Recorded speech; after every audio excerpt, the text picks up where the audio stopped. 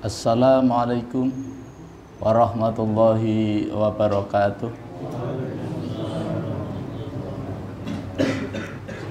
Innal hamdalillah nahmaduhu wa nasta'inuhu wa nastaghfiruh wa na'udzu billahi min shururi anfusina wa min sayyiati a'malina. May yahdihillahu fala mudhillalah wa may yudlilhu fala hadiyalah. Asyhadu an la ilaha illallah wahdahu la syarikalah wa asyhadu anna Muhammadan abduhu wa rasuluh la nabiyya wa la rasula ba'dah. Allahumma shalli wa sallim wa barik ala hadzal nabiyil karim wa ala alihi wa sahbihi ajma'in, amma ba'd. Qala Allah ta'ala fil Qur'anil Karim, a'udzu billahi minasyaitonir rajim.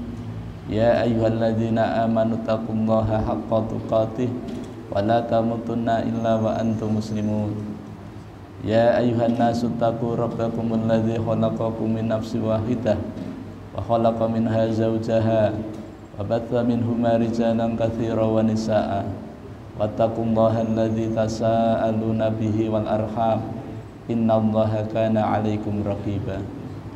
Ya ayyuhalladzina amanu taqullaha wa qulu qawlan sadida yuslih lakum a'malakum wa yaghfir lakum dzunubakum wa may yuti'illaha wa rasulahu faqad faza fawzan 'azima. Fa inna asdaqal haditsi kitabullah wa khairul hadi hadi Muhammadin sallallahu alaihi wasallam wa syarrul umuri muhdatsatuha wa kullu muhdatsatin bid'ah wa kullu bid'atin dhalalah wa kullu dhalalatin finnar. Masyarul muslimin, jamaah mushola Miftahul Jannah yang dirahmati Allah Subhanahu wa taala, Bapak Ibu hadirin majelis ilmu yang insyaallah Allah senantiasa memuliakan kita semua. Mari kita kembali bersyukur pada Allah Subhanahu wa taala. Biqauli alhamdulillah wa syukrulillah atas nikmat rahmat dan nikmatnya kepada kita, terutama nikmat hidayah berupa iman dan Islam, nikmat kesehatan, nikmat panjang umur, nikmat waktu luang yang Allah berikan kepada kita, sehingga dengan nikmat itu kita dapat melaksanakan sebagian dari perintahnya, yakni melaksanakan sholat fardu maghrib secara berjamaah di rumah Allah yang kita cintai ini.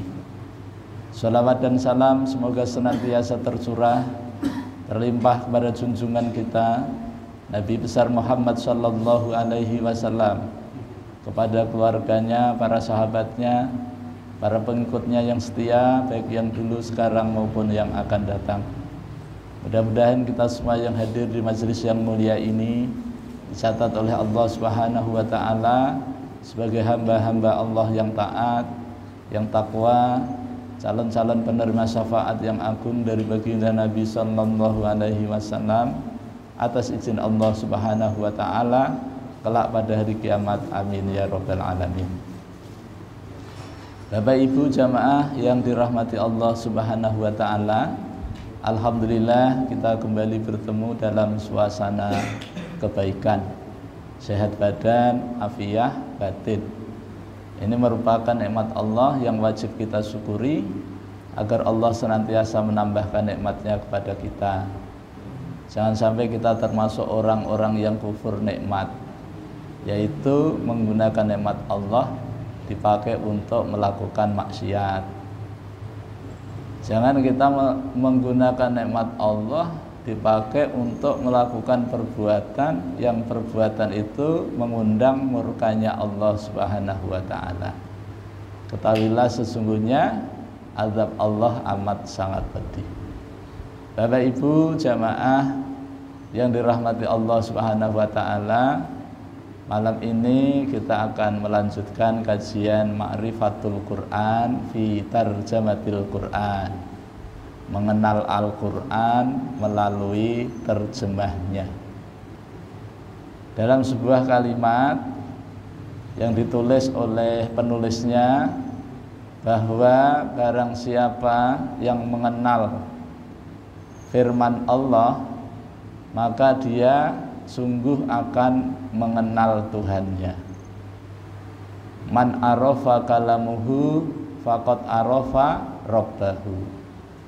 Jadi yang penting kita membaca firman Allah, kemudian kita bisa dekat, bisa kenal kepadanya. Insya Allah kalau yang kita baca kemudian kita kenal, syukur kita lebih dekat, lebih akrab gitu ya, maka insya Allah kita akan mendapatkan banyak manfaat. Ketika kita menerima pesan WA, kemudian kita baca pesan itu dan kita kenal betul siapa yang mengirimkan pesan itu, maka sungguh indah, asik rasanya kita membacanya. Bahkan kadang-kadang kita membaca sambil ketawa-ketawa, ya kan? Padahal nggak ada temennya. Kenapa? Karena dia kenal siapa yang mengirimkan pesan itu, gitu ya. Begitu juga kalau kita membaca Al-Quran, kemudian kita tahu artinya, kemudian kenal siapa yang menurunkan firman itu, maka kita juga akan lebih dari itu. Misal, ketika Rasulullah SAW disuruh oleh Allah untuk menyampaikan Al-Quran agar Rasulullah berdakwah kepada umat manusia, maka manusia terbagi 3 golongan. Yang pertama, menerima kebenaran. Yang menerima kebenaran ini adalah kelompok yang pertama, didominasi oleh manusia yang beriman, kemudian mewujudkan keimanannya dengan amal soleh yang disebut dengan takwa. Maka ini dijelaskan oleh Allah di dalam Al-Baqarah ayat 1-5. Orang yang bertakwa adalah orang yang memiliki karakter tertentu, minimal ada 5, yaitu orang yang beriman kepada yang gaib, menegakkan sholat, menafkahkan hartanya yang telah Allah berikan kepada mereka, beriman kepada Al-Quran, beriman kepada kitab-kitab sebelum Al-Quran, dan terhadap hari akhir, maka orang itu yakin. Maka dengan demikian Allah simpulkan pada ayat yang kelima bahwa mereka itu adalah orang-orang yang berada di atas petunjuk Tuhan, dan mereka itu adalah orang-orang yang beruntung. Ini kelompok yang pertama. Kemudian kelompok yang kedua, Allah nyatakan dalam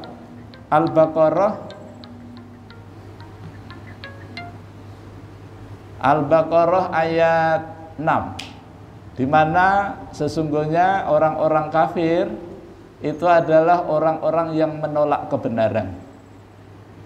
Mereka menolak kenapa? Bukan karena mereka nggak tahu, Pak.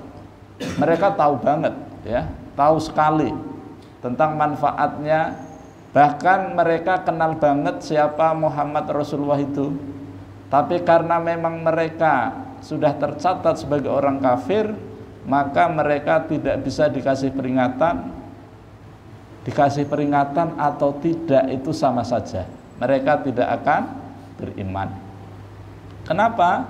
Karena Allah telah menutup hati mereka, menutup pendengaran mereka, menutup mata mereka, sehingga mereka tidak bisa menerima kebenaran. Dan azab yang diberikan kepada mereka adalah azab yang amat sangat pedih. Ini kelompok yang kedua, yang jelas-jelas menolak tanpa alasan, tanpa bertele-tele gitu, Pak. Jadi tolak saja begitu ya. Kemudian ada kelompok yang ketiga. Kelompok yang ketiga ini adalah Allah menjelaskan dengan panjang lebar sampai ayat 20, di mana orang ini adalah orang yang aneh bin ajaib. Kenapa? Karena mereka mengatakan beriman kepada Allah dan hari akhir, tapi mereka tidak beriman. Walaupun di situ tidak ada kata munafik, tapi Allah menjelaskan tanda-tandanya, ciri-cirinya, ternyata persis munafik, maka digolongkan kelompok orang munafik. Allah memberikan penjelasan tentang orang munafik ini, Bapak Ibu sekalian, mulai dari ayat 8 sampai 20, panjang banget. Tapi yang panjang ini bisa disimpulkan bisa dipendekkan menjadi dua. Yang pertama ciri-cirinya, yang kedua perumpamaannya. Kemudian disimpulkan.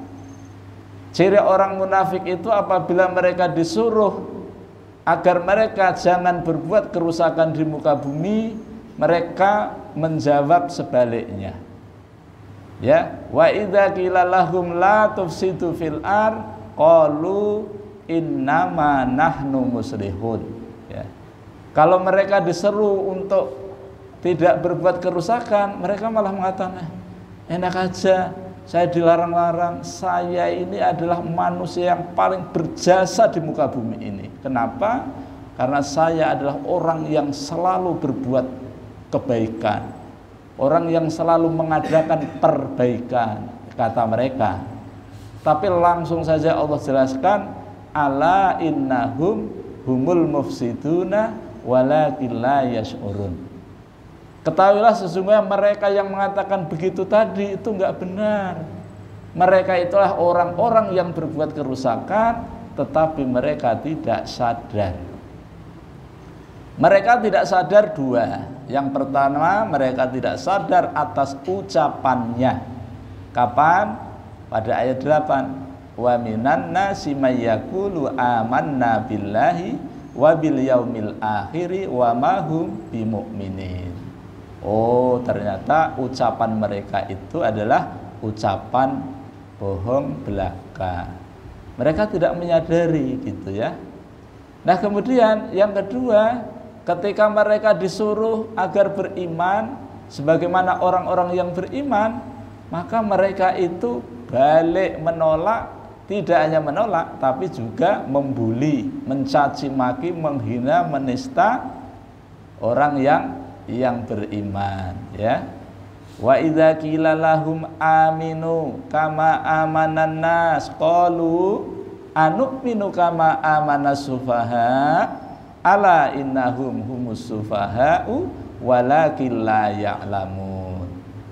Apabila orang munafik itu disuruh beriman sebagaimana orang-orang yang telah beriman, para sahabat yang sudah lebih dahulu beriman kepada Rasulullah, maka mereka mengatakannya, apakah kami akan beriman sebagaimana orang-orang yang kurang akalnya itu, orang-orang yang safih itu kurang akal seperti anak-anak, orang bodoh begitu. Mereka itu menolak tapi juga masih mencaci maki, ya. Tapi lagi-lagi Allah menjelaskan, ala innahum humus sufaha'u.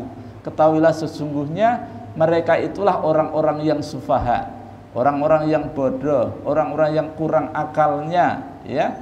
Walakin la ya'lamun, akan tetapi mereka tidak mengetahui. Kemudian yang ketiga dilanjutkan, ya. Wa idza laqul ladzina amanu qalu amanna. Apabila orang munafik itu bertemu dengan orang-orang beriman, mereka mengatakan, kami sebenarnya adalah beriman sebagaimana kalian. Nah, begitu.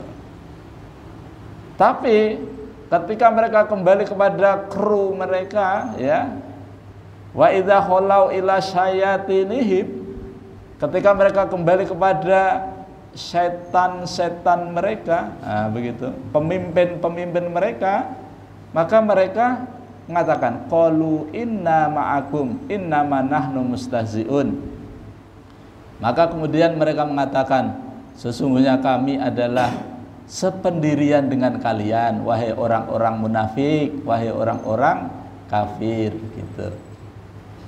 Terus apa? Innama nahnu mustahzi'un. Sesungguhnya kami hanya mengolok-olok saja, kata mereka, ya. Lalu Allah ngasih tahu kepada mereka, melalui kita, gitu ya. Kalau mereka enggak sadar, gitu ya. Allahu yastahzi'u bihim wa yamudduhum fi tughyanihim ya'mahun. Allah akan membalas olok-olokan mereka. Bukan berarti Allah jahat, tidak. Tetapi Allah akan membalas tipu daya mereka, olok-olokan mereka dan Allah akan membiarkan mereka terombang-ambing. Allah akan membiarkan mereka berada di dalam kesesatan, ya. Mereka ada di dalam ketidakpastian dalam hidup mereka. Kenapa? Karena orang munafik itu orang yang tidak punya pegangan dalam hidupnya. Maka kemudian disimpulkan yang pertama, ya, ulaikal ladzina astarabud dhalalata bil huda fama rabihat tijaratuhum wa ma kanu muhtadin. Mereka itu, langsung disimpulkan, ulaika ini adalah huruf, ya, saudaranya isyarah kolom 22 yang artinya itu, kata petunjuk jauh, ya, ulaika, mereka itu, yaitu orang-orang yang disebutkan di atas, yaitu orang-orang munafik. Orang-orang munafik adalah orang-orang yang mengganti, menjual, menukar kesesatan dengan petunjuk, ya. Fama rabihat tijaratuhum, maka perniagaan mereka itu adalah sebuah perniagaan yang tidak ada untungnya. Kenapa? Karena mereka tidak mendapat petunjuk. Sebenarnya Bapak Ibu sekalian, orang-orang munafik itu adalah bukan orang yang sudah mendapatkan petunjuk, bukan. Nah, kenapa Allah menggunakan kalimat ini, ya? Karena mereka itu adalah orang-orang yang hanya mendapatkan informasi, pengetahuan tentang petunjuk itu melalui kitab suci mereka sebelum Al-Quran diturunkan. Ya, orang-orang Yahudi dan Nasrani ketika bertemu dengan Rasulullah, maka mereka sebelumnya sudah beriman. Karena berita tentang kehadiran Nabi terakhir itu sudah ada pada kitab mereka. Di Taurat juga ada, di Injil juga ada. Tapi setelah mereka tahu bahwa Nabi terakhir bukan dari kalangan Bani Israel, maka mereka dengan kedengkiannya mereka menolak. Bapak Ibu jamaah yang dirahmati Allah SWT, kemudian Allah membuat perumpamaan. Tadi ciri-cirinya, sekarang perumpamaannya. Masaluhum kamasalil ladzi istauqada nara falamma adha'at ma haulahu dhahaballahu binurihim wa tarakahum fi dzulumatil la yubsirun. Allah membuat perumpamaan kepada kita terhadap orang-orang munafik itu. Orang munafik itu seperti orang yang menyalakan api. Ketika api yang dinyalakan itu menyala kemudian menyinari sekelilingnya, ya, maka kemudian Allah hilangkan sinar itu, ya, maka mereka dibiarkan Allah berada di dalam kegelapan, maka mereka tidak bisa melihat. Kapan mereka itu menyalakan api? Ketika mereka mengucapkan beriman kepada Allah dan hari akhir. Kapan mereka itu memadamkan? Kapan mereka itu dipadamkan? Pada saat mereka itu mengatakan yukhadi'unallaha walladzina amanu wa ma yahda'una illa anfusahum wa ma yash'urun. Ketika orang munafik itu mengatakan mereka akan menipu Allah, mereka akan menipu orang-orang yang beriman, tapi kata Allah mereka tidak akan bisa menipu Allah, tidak akan bisa menipu orang yang beriman, tetapi mereka menipu diri mereka sendiri, tetapi mereka tidak sadar. Nah, jadi karena apinya sudah hilang, yang tinggal baranya saja. Jadi kalau kita menyalakan api, Bapak, ya, sudah tidak bisa menyinari lagi di sekitarnya, yang tinggal hanya baranya saja. Maka salah satu tanda orang munafik itu perbuatannya adalah sebagai provokator. Ini menurut Al-Quran, ya. Kemudian orang seperti itu, ya, Allah jelaskan summun bukmun umyud fahum la yarji'un. Mereka tuli, mereka bisu, mereka buta, maka mereka tidak bisa kembali kepada Allah, tidak bisa kembali kepada kebenaran, dan mereka tidak akan sampai kepada rahmatnya Allah Subhanahu wa ta'ala. Ini perumpamaan yang Allah buat untuk orang munafik agar kita lebih jelas. Kemudian Allah bikin perumpamaan yang kedua, ya. Yaitu Allah Subhanahu wa taala mengibaratkan, mengumpamakan orang munafik itu seperti orang yang ditimpa hujan lebat, ya. Au kasayyibin minas sama'i fihi dzulumatu wa ra'dun wa barq. Yaj'aluna asabi'ahum fi adhanihim minas sawa'iqi hadzarul maut wallahu muhitum bil kafirin. Au, kalau ada kata au itu berarti ada perbandingannya. Jadi sudah Allah jelaskan sebelumnya, ya kan? Kemudian Allah bikin lagi perumpamaan yang lain, itu menggunakan kata au, ya. Ini adalah al-atfu atau atof yang artinya atau, ya. Jadi Allah bikin perumpamaan orang munafik itu seperti orang yang ditimpa hujan lebat. Dan hujan lebat itu terjadi di malam hari yang gelap gulita. Kalau bahasa Jawanya itu peteng dedet, gitu ya. Kalau bahasa Jawa, Pak Haji Hasbuloh tahu nggak bahasa Jawa? Nggak tahu ya, masya Allah, nggak apa-apa ya. Nggak penting, nggak tahu juga nggak apa-apa. Ya. Tapi kalau maaf ya, kalau ada orang Jawa, insya Allah tahu peteng dedet itu tahu. Saking petengnya. Dedet. Nah, ketika itu mereka ya, mana sudah malam, mana diguyur hujan lebat, kemudian diiringi dengan guruh, petir, kilat, ya, maka mereka itu ditimpa 3 ketakutan. Yang pertama, di malam hari yang gelap biasanya orang itu lebih takut, ya. Kemudian hujan lebat, itu kan. Yang ketiga diiringi dengan guruh, guntur, geluduk, dedek, nah, gitu ya. Ini lagi-lagi Jawa ini Pak, geluduk ini Pak. Setir gitu ya. Nah, maka kemudian apa? Kenapa mereka ya? Kenapa mereka begitu gitu ya? Ya, ternyata mereka itu karena takut. Nah, ternyata takut juga orang munafik ini. Takut juga, ya. Takut diserang dari luar. Nah, dari luarnya itu adalah apa namanya, yang tadi ya, hujan lebat di malam yang gelap, kemudian diiringi dengan petir. Usaha mereka apa?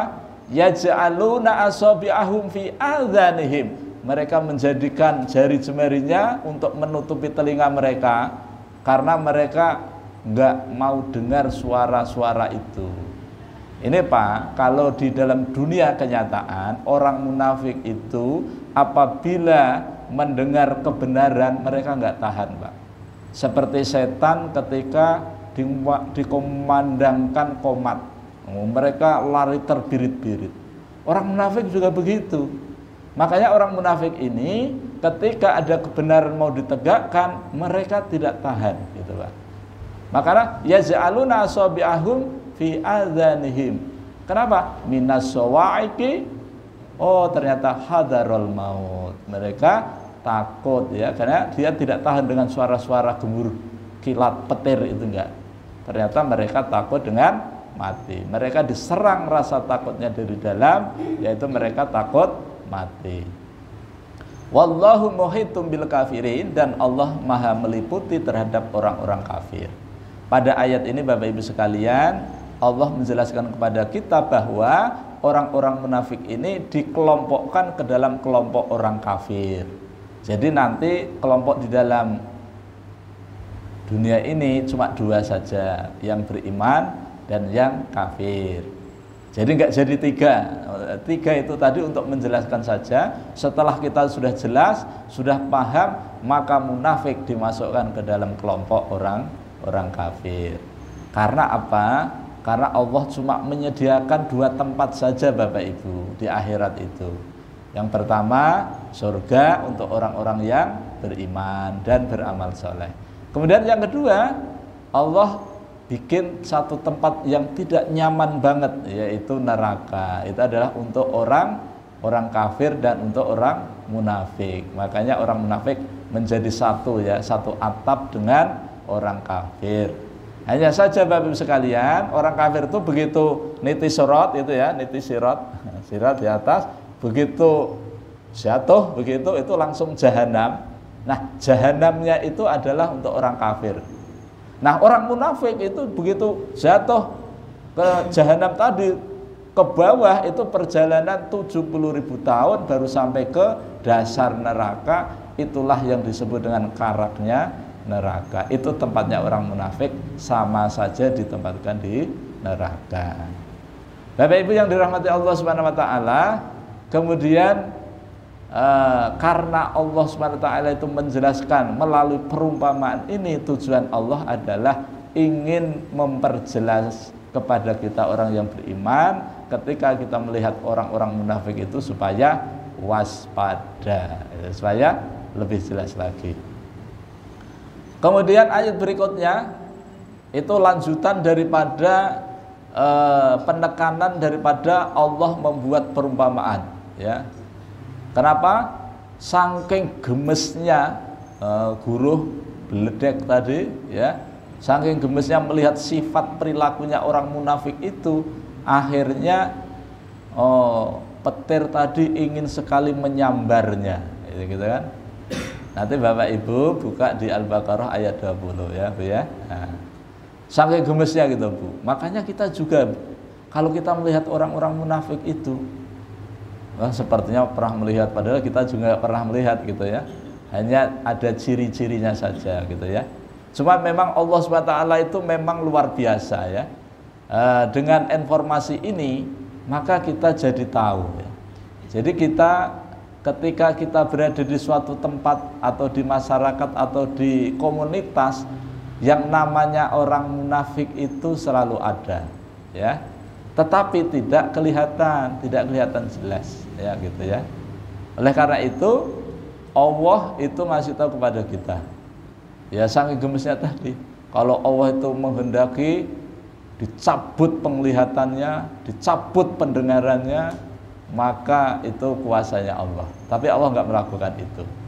Kenapa? Supaya kita orang beriman itu lebih jelas lagi menyaksikan pemandangan yang luar biasa itu. Bapak Ibu yang dirahmati Allah SWT. Nah, ini pokok bahasan tentang 3 golongan tadi yang sudah disatukan menjadi 2 golongan, yaitu orang-orang yang beriman dan orang-orang kafir. Nah, kemudian pokok bahasan baru, Allah menyeru kepada manusia agar manusia beribadah kepada Tuhan yang menciptakan manusia dan juga menciptakan orang-orang sebelum kita, agar kita bertakwa kepada Allah SWT. Ini sudah kami sampaikan dulu, ini kami ulangi sejenak. Kemudian Tuhan yang mana lagi? Yaitu Tuhan yang menciptakan langit, ya, menciptakan langit sebagai atap. Kemudian Allah menciptakan bumi sebagai, ini terbalik ini. Allah menciptakan bumi ya sebagai firas, sebagai lantainya. Kemudian Allah juga menciptakan langit sebagai atapnya.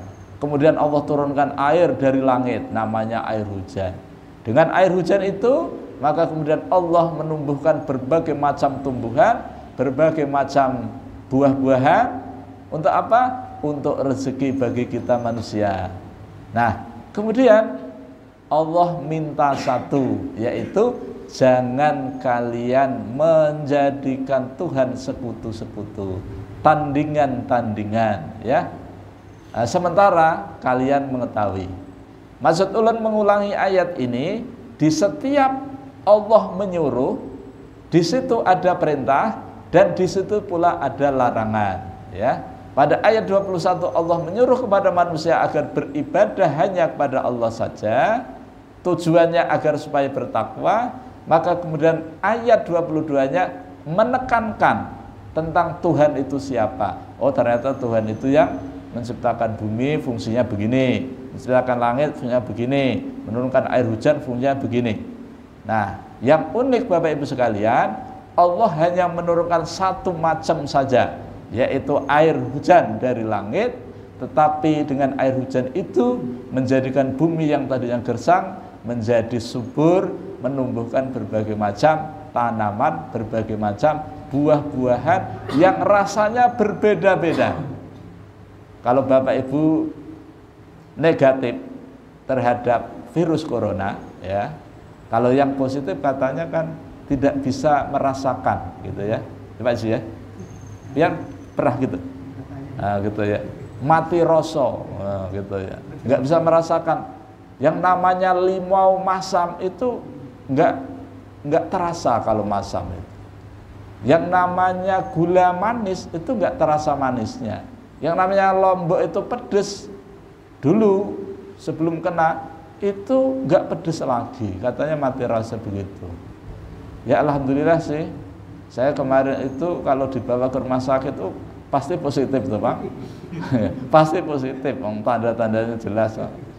Nah, akhirnya umumnya udah dirawat di rumah saja. Kalau dirawat di rumah itu alhamdulillah Pak banyak yang sembuh. Kenapa? Mau dibawa ke rumah sakit nanti mati.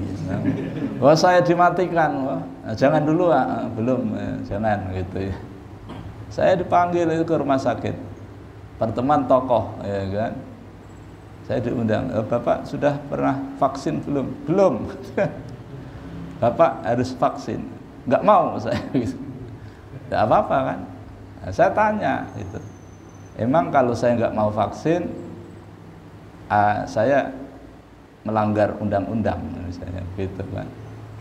Oh ya enggak, tapi ya kan bukan rakyat yang baik itu kan, karena pemerintah menyuruh kan. Ya akhirnya saya vaksin juga, tapi bukan karena pemerintah, karena Allah aja gitu kan. Kalau karena pemerintah kemudian divaksin mati, wah kayak apa kan? Ya udah dengan Allah aja. Dan saya vaksinnya ke TPT gitu ya, yang tentara gitu, walaupun dekat di Ansari Saleh gitu ya. Jadi alhamdulillah kemarin vaksin gitu. Ternyata habis divaksin itu Pak, ternyata ngantuk banget gitu ya, ngantuk sekali. Dan alhamdulillah sampai sekarang masih hidup gitu kan, alhamdulillah. Bapak Ibu yang dirahmati Allah Subhanahu Wa Taala, Allah itu menurunkan air hujan, kemudian menumbuhkan berbagai macam buah-buahan, itu rasanya beda-beda. Mungkin Bapak Ibu ya paling banter 100 macam buah, itu paling banyak. Ya Bu ya, mulai buah durian sampai apalah, mungkin malah nggak sampai 100 macam. Itu kalau toh ada 100, itu rasanya beda-beda. Ya. Mungkin Pak Haji Asbuah, rasanya nanas itu apa? Nanas masak. Rasanya apa? Manis. Coba pian minumin air putih. Habis pahit. Pahit ya. Karena pian sehat kan? Coba kalau positif, pahit nggak terasa gitu kan. Ya. Bapak Ibu yang dirahmati Allah SWT, ketika Allah yang pertama menyuruh beribadah, yang satu melarang. Nah, yang disuruh kita laksanakan, yang dilarang. Apa Allah melarang kepada bangsa manusia? Yaitu Allah melarang kepada manusia, jangan menjadikan fala taj'alu lillahi andada. Janganlah kalian menjadikan manusia itu tandingan, sekutu-sekutu, ya. Itu enggak boleh. Kata Allah tidak boleh. Wa antum ta'lamun, sementara kalian mengetahui apa? Nah, gitu ya. Kita tahu ilmunya, sudah dikasih oleh Allah Subhanahu Wa Taala. Kapan itu? Mulai zaman roh, kemudian kita dilahirkan, Allah memberikan kita pendengaran, penglihatan dan hati serta perangkatnya, ya kan? Maka kemudian Allah hanya memberitahu kepada kita tentang dua perkara saja. Yang pertama, tujuan Allah menciptakan jin dan manusia. Yang kedua, tugas jin dan manusia itu sendiri. Nah, ternyata tugas manusia itu adalah beribadah, dan jin juga begitu. Nah, ketika beribadah, di situ kata ibadah itu artinya adalah melaksanakan perintah, meninggalkan larangan, dan ketika melaksanakan tidak boleh menyekutukan Allah, dan dilandasi dengan penuh cinta, kasih, sayang. Jadi kalau kita melaksanakan perintah itu dilandasi dengan cinta, insya Allah yang tadinya berat jadi ringan, yang tadinya sulit jadi mudah, yang tadinya jauh jadi dekat, yang tadinya tidak semangat menjadi semangat, yang tadinya pesimis menjadi optimis. Ini cinta. Jadi semua dalam pelaksanaan perintah itu harus dengan cinta. Kemudian ketika Allah SWT melarang, maka cukup kita tinggalkan saja. Jadi kalau kita itu meninggalkan perintah Allah, maka kita sudah beribadah, ya. Melaksanakan perintah, ibadah. Meninggalkan larangan, ibadah. Perintah Allah dilaksanakan, ibadah. Larangan Allah ditinggalkan, ibadah. Nah, jadi ibadah tadi itu adalah buah dari iman. Buah dari iman. Kalau iman ini berbuah, yaitu buah amal soleh, maka Allah Subhanahu wa ta'ala akan memberitahu kepada kita tentang kabar gembira kepada orang yang beriman, yang membuahkan imannya itu dengan amal soleh, ya gitu. Tetapi ada juga orang yang tidak percaya terhadap apa yang diturunkan oleh Allah itu, ya kan? Tapi Allah memberitahu kepada kita, bahkan Allah memberikan tantangan kepada mereka. Kalau memang mereka ragu-ragu terhadap Al-Quran, mereka disuruh membuat satu surah saja yang sama dengan Al-Quran, tapi mereka tidak mampu. Bukan berarti mereka tidak bikin, ya. Bahkan Allah menyuruh kepada mereka, silahkan kamu kumpulkan seluruh pemimpin kalian dari bangsa jin dan bangsa manusia untuk membantu kalian agar kalian bisa membuat satu surat yang sama, walaupun ayatnya tidak panjang, gitu ya. Kalau bikin surah Al-Baqarah sulit, bikin aja surah seperti surah Al-Kautsar, surah Al-Fil, gampang saja. Tapi mereka nggak bisa, ya.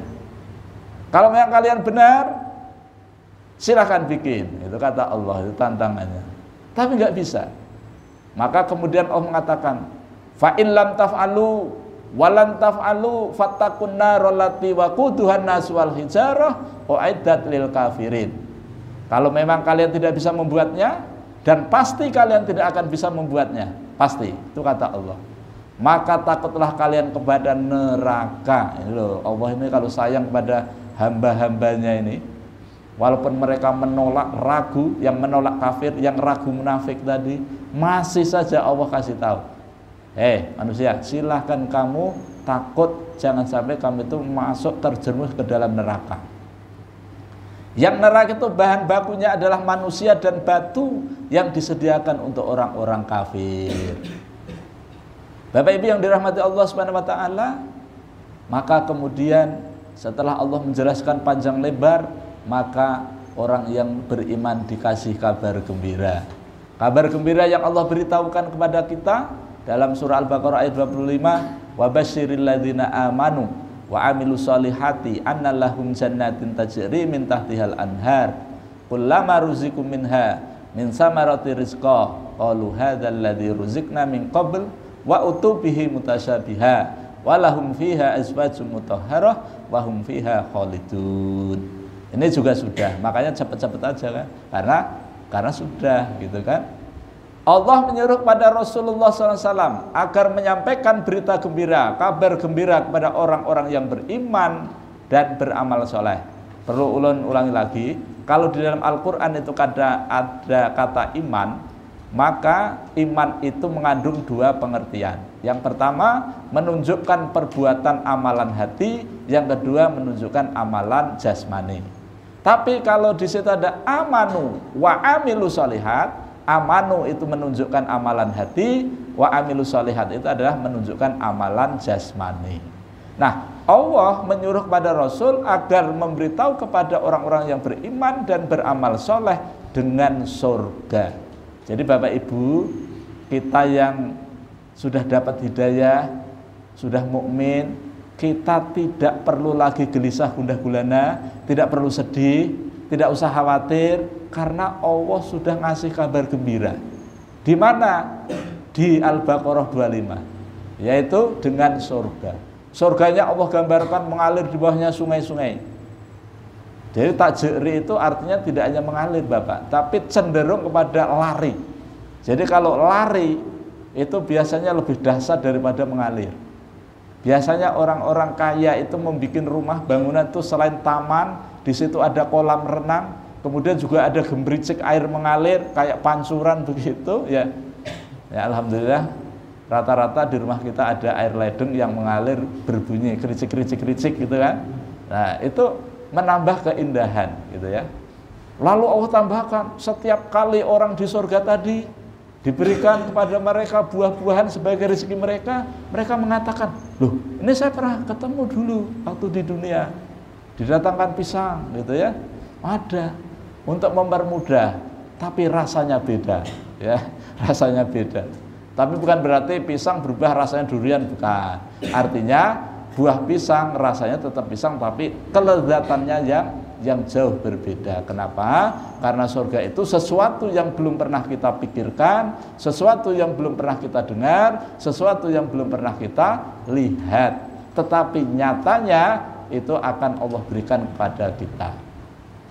Kemudian Allah datangkan lagi buah-buahan yang sama, gitu ya, luar biasa. Kemudian di dalam surga diberikan pasangan, walahum azwajum mutahharah, bapak-bapak diberikan pasangan wanita-wanita.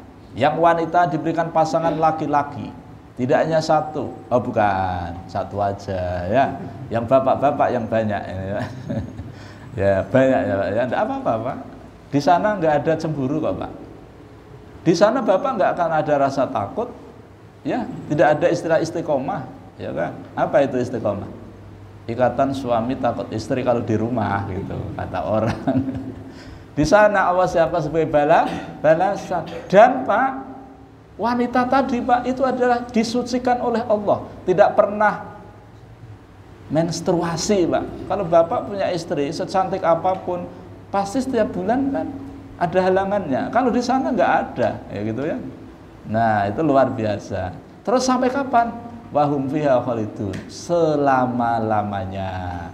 Nah ini ulun percepat. Kemudian yang 26. Ya, Allah SWT luar biasa. Pokoknya begitu nanti, ini sudah Isya belum? Sudah? Sebentar lagi ya, kan biasanya bunyi kan? Iya. Allah SWT mengajak berpikir kepada kita dalam bentuk pernyataan. Ketika Allah membuat perumpamaan di dalam Al-Quran, apakah perumpamaan tentang orang munafik, apakah perumpamaan orang-orang yang berinfak? Sudah, ya kan?